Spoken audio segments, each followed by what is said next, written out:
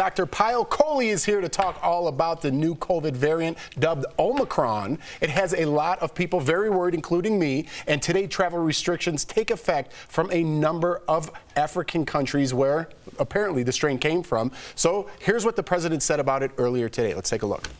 Sooner or later, we're going to see cases of this new variant here in the United States.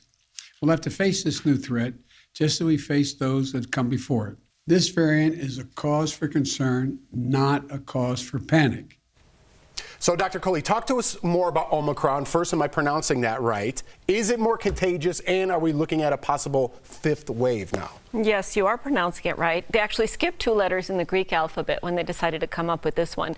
The one that they skipped was mu because they didn't want it to seem, it was new because they didn't want it to seem like it's a new variant. But that's what I was thinking. I thought they But so this variant, we don't know yet if it's more contagious because we don't have that much information on it yet, just like the president just said. But what we're thinking and learning from preliminary data is that it does appear to be more contagious than Delta, and it is spreading even in vaccinated people. But keep in mind, most of our information is coming out of South Africa, where only 1/3 of the country is vaccinated. So it may have a different behavior here in the United States.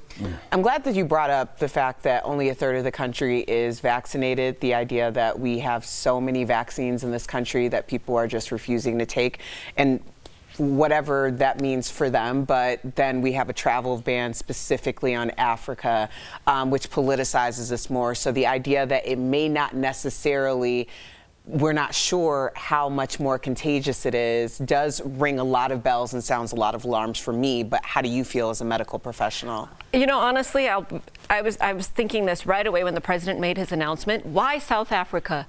I mean, it's in the UK, it's in Canada, it's in Botswana. We saw some cases in Amsterdam. So just having a limited travel ban, in my opinion, is going to be completely ineffective and makes no sense from a medical perspective. And the fact that we're seeing that these variants are emerging in countries where people don't have access to vaccines means that we need to make more of an effort to get these vaccines over there rather than trying to lock down our borders and trying to hide from the variant, which I don't think we'll be able to successfully do. Right, and before I get to my question to both of you guys' points, my first thought when I heard this was I just thought about Africanized bees. Remember that when the bees were coming 15 years ago and they were Africanized because they were more violent, and the Spanish flu did not start in Spain. Like, so this is something that's been going on. Propaganda has been going on forever. So I was thinking about that, and I appreciate you clarifying that. But now let's talk about vaccines. Will our vaccines work against this? So another unknown here because it's so brand new, and what they're going to do is test in the lab. So they'll take people whose serum has been vaccinated, mix it with the variant and try to see how it responds. But what we're initially seeing is that vaccinated people can catch it. That's what we saw in South Africa. We're seeing that in the UK.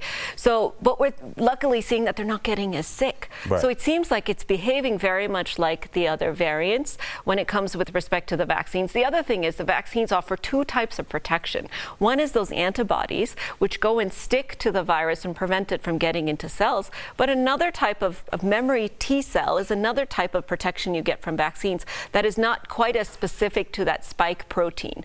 So even if the spike protein mutates and changes, which is what it's done with this new variant, we still think that the vaccines will offer some protection, at least from severe illness. Sounds better. So bottom line, Doc, Omicron, is it that serious? Oh, you got it wrong. Omicron.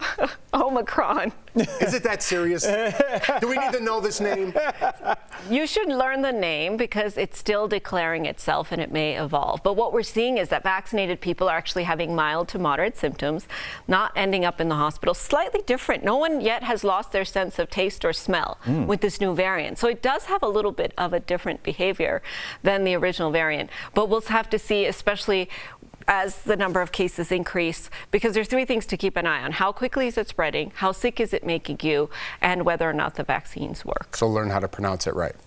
Doc, we want to wish you a very happy Thanksgiving. Yes. We don't get time to chat a lot on here. We bring you on, you answer questions for us, but we love you from Daily Blast. Well, I'm thankful for you guys as well. Love all right, you all. Doc, thank you so much. And if you have a question you want answered by Dr. Kohli, write us on social media. You can also email info@dailyblastlive.com.